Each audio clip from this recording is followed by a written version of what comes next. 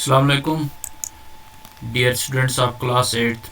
It's your mathematics. Today our topic is comparing quantities. It's exercise number 8.2 and question number 4, 5 and 6. तो प्यारे बच्चों, आपके maths का जो चैप्टर हम कंपेयरिंग क्वांटिटीज एक्सरसाइज नंबर 8.2 पढ़ रहे हैं, उसका आज हमें क्वेश्चन नंबर 4, 5 एंड 6 जो है डिस्कस करना है। तो प्यारे बच्चों, क्वेश्चन नंबर 4 जो है वो क्या कह रहे हैं हमें। क्वेश्चन 4 कहता है the cost of an article was ₹15,500। एक चीज़ एक दुकानदार ने खरीदी, तो उसने कितने में वो खरीदी? उसने वो 15,500 रुपये में खरीदी। ₹450 wire spent on it is repairs. तो इसको ठीक करने में इसने कितना और खर्चा ऊपर से लगाया? 450 रुपये। तो अब दुकानदार को ये चीज़ कितने में दुकान पे पहुंची? 15,500 ऑलरेडी दिया और 450 और उसने खर्चा किया। ठीक बात है। If it is sold for a profit of 15%, find the selling price of the article. अब ये दुकानदार यही चीज़ बेच रहा है कितने में? 15% के मुनाफे पे। ठीक बात है ना, 15% के प्रॉफिट पे हो गया। अगर 100 रुपये में लाई थी तो अब 115 में वो बेच रहा है। तो लिहाजा अब हमें जो है पूरा इसका फाइंड द सेलिंग प्राइस है ना। सेलिंग प्राइस होता है बेचने की कीमत, कॉस्ट प्राइस होती है खरीदने की कीमत, प्रॉफिट होता है मुनाफा या फ़ायदा, गेन भी होता है मुनाफा या फ़ायदा, लॉस होता है नुकसान, और सेलिंग प्राइस होता है वो कीमत जिस पे दुकानदार अपने कस्टमर को बेचता है, अपने ग्राहक को बेचता है। और कॉस्ट प्राइस वो कीमत होती है जिस पे दुकानदार खुद खरीदता होता है दूसरे दुकानदार से। तो यहाँ पे हम सॉल्यूशन लिखेंगे, उसके बाद जो है total cost of an article. तो इस आर्टिकल जो ये दुकानदार ने चीज़ लाई, इसकी कीमत कितनी हुई? Cost plus repayment. एक जो कितने में उसने खरीदी और ऊपर से जो है इस पे कितना और पैसा लगाया ठीक करने पे, वो दोनों मिला के जो है इसकी कॉस्ट प्राइस बनती है। तो वो हो गया 15,500 में खरीदा इसने, प्लस 450 रुपये और इस पे लगाया, ये इसका कॉस्ट प्राइस बनता है 15,950 रुपये बनता है। तो प्रॉफिट कितना है इसका? 15% के मुनाफे पे ये अब बेच रहा है इसको। वो कितना हो जाता है? Profit is equal to 15 divide by 100 into cost price. 15% of cost price आ जाएगा। ठीक बात है ना, जितने में इसने खरीदे उसका 15% पे ये मुनाफा रख रहा है। ठीक है, वो हो गया 15 divide by 100 into cost price. वो हो गया 15 डिवाइड बाय 100 इंटू 15,950। ठीक बात है।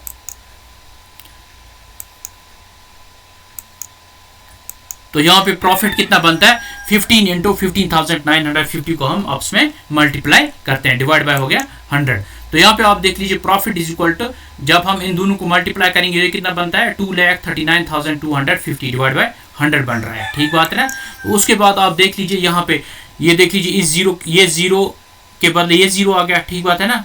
तो इस जीरो के बदले ये 5 आ गया यहाँ पे। ठीक बात है। तो 1 के बदले जो है पॉइंट आ गया यहाँ पे। ठीक बात है ना। और फिर यहाँ पे 9, ये 2 अपना ही आ गया, 9 भी अपना आ गया, 3 भी अपना आ गया और 2 भी अपना आ गया। तो लिहाजा प्रॉफिट कितना बनता है? 2,392.50। ठीक बात है। 2392 रुपया और 50 पैसा मुनाफा बनता है। तो प्रॉफिट कितना बन गया? 2392 रुपया और 50 पैसा, 2,392 रुपीज एंड 50 पैसा। तो selling price of the article कितना बनेगा? अब कॉस्ट प्राइस प्लस प्रॉफिट है ना।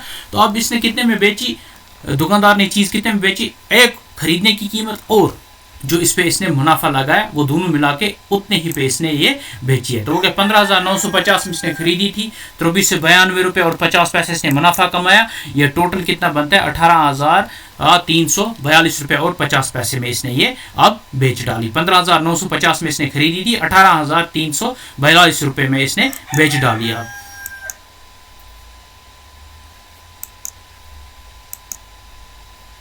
अब क्वेश्चन नंबर 5 क्या कह रहा है? VCR and TV were bought for ₹8,000 each. एक दुकानदार एक VCR और एक टीवी दोनों को 8,000 में लाता है। VCR भी 8,000 में लाया और टीवी भी दुकानदार ने जो है 8,000 में खरीदा है। The shopkeeper made a loss of 4% on VCR।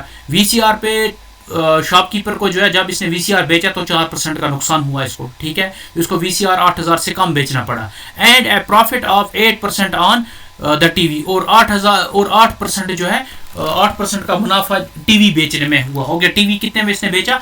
8,000 plus 8%। ठीक बात है ना। 8,000 का 8% और मिला के इसने फिर जो बनता है उस पर जो है टीवी बेचा इसने। हो गया VCR इसने 8,000 से कम बेचा और टीवी इसने 8,000 से ज्यादा बेचा। फाइंड द गेन और the loss percent on the whole transaction. इस पूरे कारोबार में, इस पूरे जो है यहाँ पे जो ये परचेजिंग हुई, इस खरीदारी पे हमें जो है लॉस परसेंट या गेन परसेंट हमें जो है निकालना पड़ेगा। ठीक बात है। अब पहले आगे पता लगाना है कि नुकसान हुआ कि फायदा हुआ। अगर नुकसान हुआ तो नुकसान का परसेंटेज निकालना है, फायदा हुआ तो फायदा का परसेंटेज निकालना है। तो सॉल्यूशन में हम क्या लिखेंगे, cost price CP of VCR is equal है ना, कॉस्ट प्राइस ऑफ वीसीआर किसके बराबर है, कितने में खरीदा इसने वीसीआर, 8000 पे इसने ये खरीदा।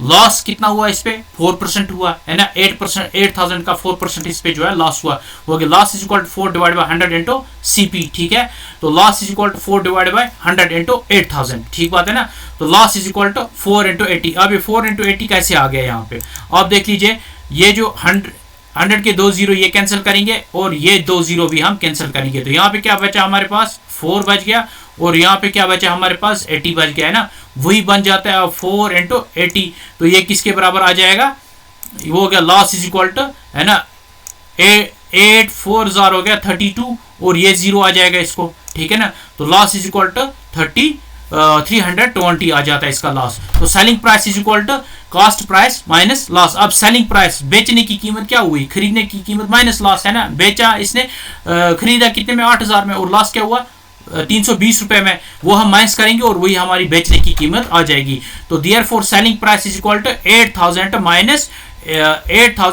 320 है ना, 8000 कॉस्ट प्राइस हुआ और 320 जो है लॉस हुआ। तो ये किसके बराबर बनता है, ये हमें बन रहा है 7680 पे इसने अब ये बेचा। ठीक बात है। तो अब इसका नेक्स्ट पार्ट हम देखेंगे टीवी के साथ क्या हो रहा है। तो कॉस्ट प्राइस ऑफ टीवी कितने में इसने खरीदा, 8000 रुपए में। ठीक है, तो प्रॉफिट कितना, फायदा कितना कमाया इसने, 8%, इसी 8000 का 8%। Profit on TV is equal 8 divide by 100 into cost price. ठीक बात है ना, तो प्रॉफिट ऑन टीवी होगा 8 डिवाइड बाय 100 इंटू 8000। ठीक बात है ना, तो यहाँ पे जो है अब प्रॉफिट ऑन टीवी कितना बन जाएगा, 8 इंटू 80। यहाँ पे भी जो है ये देख लीजिए आप, इसके 2 जीरो कैंसिल हो जाएंगे और इस 8000 के 2 जीरो कैंसिल हो जाएंगे, तो ऊपर कितना बचा 8 इंटू 80 बचता है यहाँ पे हमें। ठीक बात है ना, तो यहाँ पे आप देख लीजिए, एक बार मैं फिर आपको दिखा देता हूँ, ये 2 जीरो इसके कैंसिल हो जाएंगे, 2 जीरो इसके कैंसिल हो जाएंगे, यहाँ पे 8 बचता है हमारे पास। ठीक है ना, और यहाँ पे कितना बचा हमारे पास, 80 बच गया हमारे पास, वो हो गया 8 इंटू 80। ठीक है ना, तो ये किसके बराबर बनता है, वो हो गया profit on the TV is equal to 8 8 जार 64, और ये जीरो आ जाएगा। ठीक बात है, तो ये कितना बन गया हमें 640 जो है हमारा टीवी का प्रॉफिट जो है, कितना इसने प्रॉफिट कमाया, वो इसने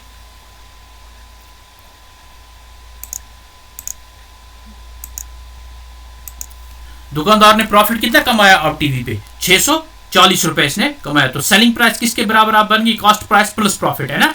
तो कभी हम जब नुकसान होता है तो कॉस्ट प्राइस माइनस लॉस करते हैं हम, जब फायदा होता है कॉस्ट प्राइस प्लस प्रॉफिट करते हैं हम। तो selling price is equal 8000 plus 640, तो सेलिंग प्राइस इज इक्वल 8640। ठीक बात है।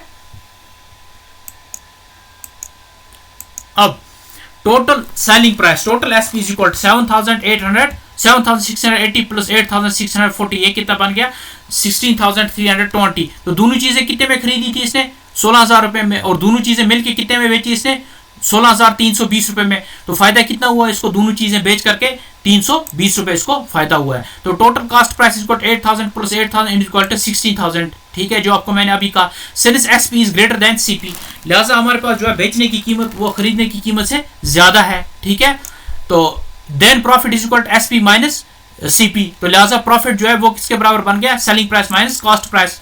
तो profit is equal to 16320 minus 16000, तो प्रॉफिट किसके बराबर बन गया, इसको 320 रुपए के बराबर बन गया, क्योंकि 16000 में इसने खरीदी थी, 16320 रुपए में दोनों चीज इसने बेची, तो 320 रुपए जो है मुनाफा आ गया। Therefore overall gain percentage is equal to profit divide by cost price into 100, तो gain percentage 320 divide by 16000 into 100। ठीक बात है ना, तो gain percentage is equal to 2%। कैसे, ये 2 जीरो इसके कैंसिल हो जाएंगे 16 के, और ये 2 जीरो इसके जो है, देख लीजिए आप, मैं दिखाता हूं आपको फिर से यहाँ पे, ये देख लीजिए आप, ये 2 जीरो कैंसिल हो गए, ये 2 जीरो भी कैंसिल हो गए, ये जीरो कैंसिल हो गया, ये जीरो कैंसिल हो गया। ठीक है, ऊपर क्या बचा 32, नीचे क्या बच गया 16, 16 1 जार 16, 16 2 जार 32, तो कितना बचता है हमें यहाँ पे, अब ये बच रहा हमें यहाँ पे 2%। ठीक बात है, तो गेन परसेंटेज कितना हुआ? 2% हुआ। अब क्वेश्चन नंबर 6 है, ड्यूरिंग ए सेल, एक सेल चल रही है, ए shop offered a discount of 10% on the market price of all the items. एक दुकानदार ने सेल लगाई है, वो क्या था कि जितनी भी चीजें मैं बेच रहा हूँ, हर चीज की जो लिखी हुई कीमत है, इस पे जो मार्केट प्राइस है, इसके ऊपर लिखी हुई कीमत है, उसको मैं 10% लेस करके ये चीजें बेच रहा हूँ। What would a customer had to pay for the pair of jeans market at 1450 and 2 shirts market at 850 each. अब एक कस्टमर जाता है इस दुकानदार के पास, वो एक जीन्स पैंट खरीदता है और उस जीन्स पैंट की कीमत है 1450, उसकी कीमत है 1450 रुपए उसकी कीमत है, और 2 शर्ट्स खरीदता है, हर शर्ट की कीमत जो है 850 है और दूसरी शर्ट की भी जो है 850 है। तो अब इस कस्टमर को, इस ग्राहक को, इस दुकानदार की तरफ इतने एक पैंट और 2 शर्ट्स की कीमत कितनी भरनी पड़ेगी? तो सॉल्यूशन में आप देख लीजिए, मार्केट प्राइस ऑफ जीन्स की कीमत जो है वो कितनी है? वो 1450 रुपए है, वहीं से लिखी हुई है। मार्केट प्राइस ऑफ शर्ट्स की कीमत कितनी है? एक शर्ट की 850 है और 2 शर्ट्स की कितनी हुई? 850 इंटू 2 हो गया 1700। अब टोटल मार्केट प्राइस कितना हुआ? 1450 प्लस 1700 इज इक्वल टू 3150। तो दोनों की जो मार्केट प्राइस है, जो वहीं से कीमत है ना, शर्ट्स 2 और जीन्स पैंट, इन सब की जो कीमत कितनी बनती है? वो 3150 रुपए, 3150 बनता है। तो डिस्काउंट कितना दे रहा है दुकानदार? इनको 10% है ना, इसका 10% है, 3150 का 10% दे रहा है। तो वो discount is equal 10 divide by 100 into 3150। ठीक बात है ना। तो डिस्काउंट किसके बराबर आ गया? 315 के बराबर आ गया। तो 315 के बराबर कैसे आ जाता है? ये देख लीजिए आप, इस 100 का ये 0 कैंसिल हो जाएगा, यहाँ पे इसका ये 0 कैंसिल हो जाएगा, यहाँ पे ये अब 10 बच गया, यहाँ पे ये 10 भी कैंसिल हो जाएगा और ये 10 भी कैंसिल हो जाएगा। वहां पे क्या बचा हमारे पास? 315 बचा हमारे पास। लिहाजा तभी जाकर के जो इसका डिस्काउंट जो है वो किसके बराबर हमें बनता है? 315 के बराबर हमें बनता है।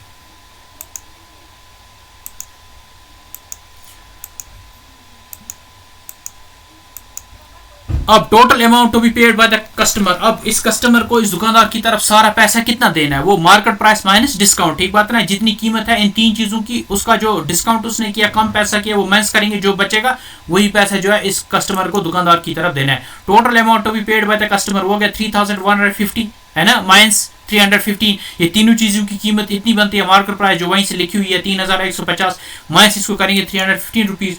Total amount to be paid by the customer वो हो गया इज इक्वल टू 2835। इसमें से हम ये माइनस करेंगे, 3150 में से 315 माइनस करेंगे तो हो गया 2835 हमें बचता है वहां पे। Therefore customer will have to pay rupees 2835।